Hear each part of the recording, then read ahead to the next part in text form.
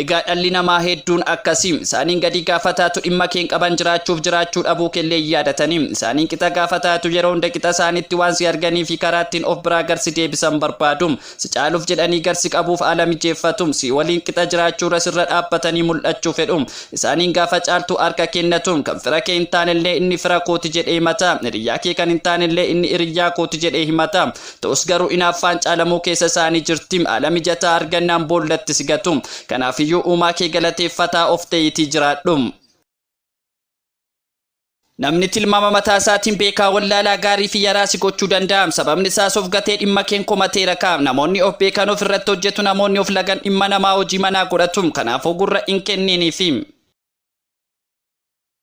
Kileba cimaa fi bakka bu'aa godina Wallagga Bahaa kan ta'e fi tokkicha ilmaan dhangarii gamaa kan ta'e kilebni kubbaa miilaa Giddaa Ayyaana amajjii 18 2017 magaalaa Bishooftuu irratti dorgommii liigii olaanaa Oromiyaa ramaddii baadhaaf garasitti imala. Kilebni kun deeggartoota 10,000 lakkaa'amu qabaatu sababa tumsa barbaachisaa argachuu dhabuu isaarraan kan ka'e bakka ga'uu fi malan ga'uu hin dandeenye. Haa ta'u malee baranas deeggarsaa fi tumsa geggeessitoota aanichaadhaan yeroo hammaa ijoollee naannoo irraa qindeessuun kan shaakala gaarii hojjechuu qophaa'aa jiran waan ta'eef kileba kana cimsachuu fi abbootiin qabeenyaa dhaabbileen mootummaa dhaabbileen miti mootummaa hawaasni laga angarii gamaa dhalattoonni ilmaan jaawii biyya keessaa fi alaa jirtan martinuu kileba kanaaf meeshaa ispoortii kanaaf barbaachisu baasii isaan ittiin socho'an ala geejjiba isaan ittiin imalan ala nyaataa iddoo ciisichaa fi turtii magaalaa deemanitti waan isaan barbaachisu uwwisa miidiyaa beekamtii kilebichaa barbaachisu guutuun amilee ijoollee kanatti aorruun jedham.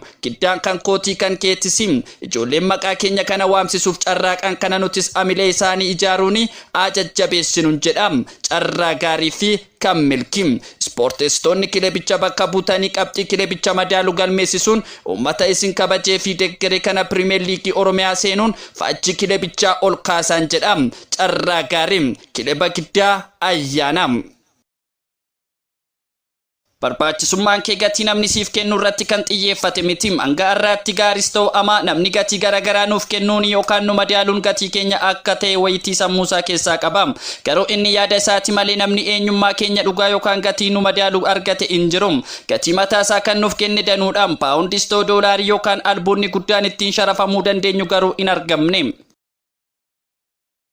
Ammina hojjedhees gaarii hin abdadhuum erga boolli namaaf qotan mataa ofiif ta'e anis maal fiduufan jarjararee obseenuu maakoo eeggadha malee hinaaffaan guutamee maafan jibbaaf moo Ameerika kennaree anisoo nan danda'a ammina irra jedhee gaariif immoo booji'amu. Lakkanoo maraadhu waadaa kee guuf jedhee mul'ata koo sukkaamsee qofaa koosiif jiraadhee maal fiduufan injirree facaafadha. Hatoo waadaa keenya eeguu miti jiraachuun koyyuu sitti mul'atu siinis dhabee jedhee guyyaa dhaloota koo abaaree sittis karra cufee gochaa keen faallessu deemii erga deemtee deemsa milkii qabu.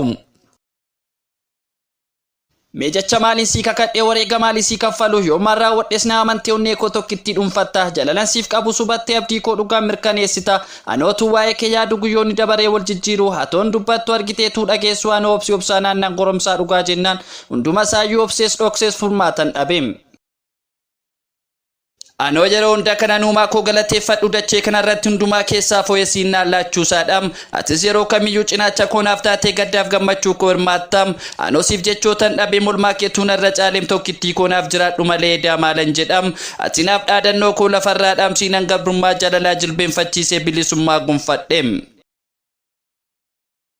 Edaa sitti mitoofitta mataa jabaadheem utuu ati abdii keenya godhattee citii kee baastee natti mattu caba kommoo koltii gadda kommoo na dagachiistu waabii gaafa rakkinaanaaf taatee yakka koo fawwaattee bilisa na baastu ani garuu hoolmaa kee dagadhee kunoo har'a taa'een quba nyaadha maarree ani sitti mitoofitta mataa jabaadheem. Ilaamee dammaa kottu akka goonuu oduu ormaaf gurra laachuu dhiisnee gochaa diinaan gargar ba'uu dhiisnee kottu akkas goonaa hatis yaadaan natti cabdee na abaaruu kirraa anis utuu toora gashee sababa tarreessuu korraa waadaa keenya yaadannee diinatti immoo karra cufnee waliin taanee waliif immoo furmaata laannee hawwii haadha ormaa hiphoof abjuu goonee bira tarraa. Ilaamee dammaa kottu akka goonuu oduu ormaaf gurra laachuu dhiisnee gochaa diinaan gargar ba'uu dhiisnee kottu akkas goonaa hatis yaadaan natti cabdee na abaaruu kirraa anis utuu toora gashee sababa tarreessuu korraa waadaa keenya yaadannee diinatti immoo karra cufnee waliin taanee waliif immoo furmaata laannee hawwii haadha ormaa hiphoof abjuu goonee bira tarraa. Sinjaalladhan jedhe malee si waaqessan jedhe mitiim si jaallachuun kommoo nan taasisu gowwaa yookaan wallaalaa helaa sittanii maa yerootti na tuffachaa dhoskaan immoo na amachaa sinjaalladhanaan jettu siin immoo si muudee sin taasisu mootii jaalalaa ittuu cimsee jaalala keenya buupheef qilleensaan butee dhabamsiisa malee hubatee yaadaaf yaaddoo keenyaaf furmaata nuun kennu yoo sii galeef jaalalli wal qixaam. Bagana foduriyyuu madidduun du'an diddu jedhu mitiiree firrikoo maanna godhinatu oduu keessa ragaan qabni amanee gantuu ta'e malee hatumaan goone waanuma mala keenya irratti raawwatte mani garuu kana sitti musiifaatoo yaadannoo siif jechan fira koo faana gargar ba'e kanaafuu siif dhiisuurra si dhiisuu filadheen galmee koo cufadhe. Anoo dhiiseeraa waa'ee keef himimmaan korobsi mataa dhukkubsachuu soba keessa amanee ollaaf aantee koo dhabuu anoo fixadheeraa mobsa koo sansiif jecha hunda saayyuu dhoskuu egaa maalan godha siifoo adiinuu gurraacha egaa siif hin gallee ikkoon jaalala koo waan isittanii maa keekee yaada koo jaamti malee saree janniqaniim. Kan lafaaf samiirraa isatti hin qixxaanne kan tilmaaman qabne jabaa kumni hin binne tulluu dhiibee jiskee galaana immoo dhaabu qilleensa morkisee kan harkatti qabu gita kan hin qabne hin qabu morkataa jabaa dhagatiinsaa lafa raasee darbataa ta'ee ture garuu kan sammuudhaan yaadu utaalee rookoo abjuudha waan tundum.